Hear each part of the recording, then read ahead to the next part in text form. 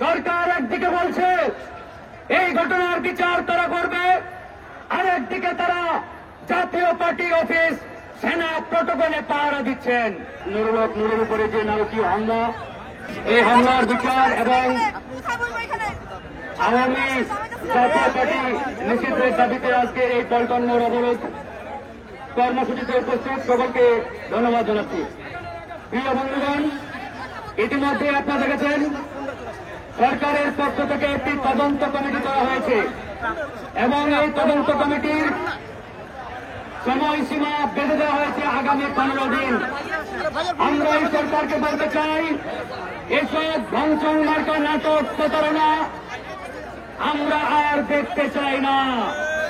গত শুক্রবার যে হামলাটি হয়েছে, এই হামলা কারা চালিয়েছে, কারা নুরের উপরে নারকীয় তাণ্ডব চালিয়েছে তা দিনের আলোর মতো ইতিমধ্যে পরিষ্কার হয়ে গেছে।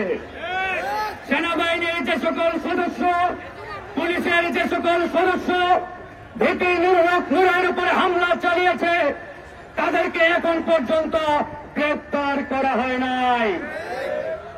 সরকার একদিকে বলছে এই ঘটনার বিচার তারা করবে, আরেকদিকে তারা জাতীয় পার্টি অফিস সেনা প্রটোকলে পাহারা দিচ্ছেন।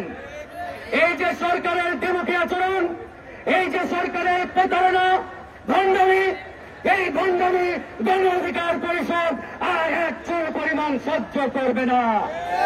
প্রিয় ভাই আমার, আজকে আমরা পল্টন অবরোধ করেছি। আমরা স্পষ্ট করে বলতে চাই, শুধুমাত্র পল্টনের মধ্যেই আমরা সীমাবদ্ধ থাকব না।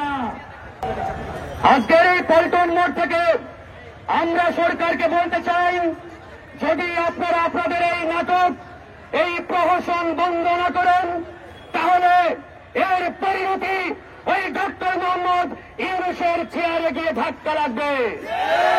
তারা ভিপি নূরকে থামাতে চাই, আটকাতে চাই, তার এই গতিকে তারা যে কোনো মূল্যে অবরোধ করতে চাই, দমাতে চাই। আমরা একই সাথে বলতে চাই, ভিপি নূর এবং এই গণ অধিকার পরিষদের যে অগ্রযাত্রা, যে স্পিড, এই স্পিডকে কেউ যদি দমানোর চেষ্টা করে তাহলে তার সিংহাসনও ভেঙে তছনছ হয়ে যাবে হাসিনার মতন। দুঃখের সাথে বলতে হচ্ছে, ছাত্র অধিকার পরিষদের গত 29 তারিখে 70 জনের উপরে ছাত্র নেতারা আহত হয়েছে। আমাদের ছাত্র অধিকার পরিষদের কেন্দ্রীয় কমিটির সাধারণ সম্পাদক নাজমুল হাসান, ইঞ্জিনিয়ার সম্রাট, মিজানুর রহমান পলাশ, তারেক সহ অন্যান্য নেতারা, এমআই রাসেল সহ অন্যান্য নেতৃবৃন্দ তারা গুরুতর আহত হয়েছে। এই চক্রান্ত কাদের? এই চক্রান্ত কিন্তু আমি যদি দোষ দেই অবশ্যই ইন্টারিম গভর্নমেন্টের। ইন্টারিম এখানে বসে বসে ফুসলাচ্ছে এবং জাতীয় পার্টিকে তারা শেল্টার দেওয়ার চেষ্টা করছে। আমরা স্পষ্ট করে বলছি, এই ল্যাংটা জিএম কাদের বাংলার জমিনে থাকতে পারবে না।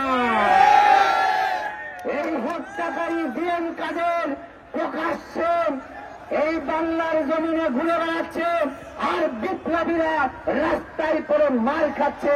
এই দেশের জনগণ তা মেনে নেবে না। এই দেশে আরো একটা 111 করার পাইতারা চলছে। আমরা যে দেশের জনগণ এই দেশে আর একটা 111 সরকার গঠন করতে দিব না। কোন ইন্ডিয়ার প্রেসক্রিপশনে, দিল্লির প্রেসক্রিপশনে বাংলাদেশকে আর চলতে দেওয়া যাবে না। আমরা আমার ভাই আপনার কাজের রক্তের সাথে বেইমানি করতে পারবো না। আমরা আমার বোন ফেলানির চূড়ান্ত লাশের সাথে বেইমানি করতে পারবো না। বিপিনের উপরে যে হামলা হয়েছে তাকে আমরা ছাত্রভঙ্গ বলি না, এটাকে অ্যাটেম্প টু মার্ডার করা বলে। তারা ব্যক্ত করেছিল বিপিনুর যদি বাইরে থাকে তাহলে তাদের এই 6-9 ফিসলিয়ে ফাঁসলিয়ে অন্যদিকে নিয়ে যাওয়ার সুযোগ থাকবে না। তাই বিপিনুরকে তারা নিজেরা পরিকল্পনা করে হাসপাতালে পাঠিয়েছে। এখন সম্ভবত ইন্টারিমকে শেল্টার দিয়ে বিদেশের মাটিতে তারা পাঠিয়ে দিবে এবং তারা এই বিপ্লবের সময় সামনের সারি থেকে নেতৃত্ব দিয়েছে তাদেরকে হয়তো কারাগারে নিক্ষেপ করবে। সব শেষে আমি স্পষ্ট করে বলতে চাই, এই জুলাই বিপ্লবীরা কিন্তু বানের জলে গা ভাসিয়ে দেওয়া কোন জনগণ বা ছাত্র নেতৃবৃন্দ নয়। তারা এই বাংলাদেশের সবচেয়ে দুঃসময়ে নেতৃত্ব নিয়েছে। সুতরাং এই হামলার সাথে যারা জড়িত তাদের দ্রুত বিচার আপনারা করবেন, না হলে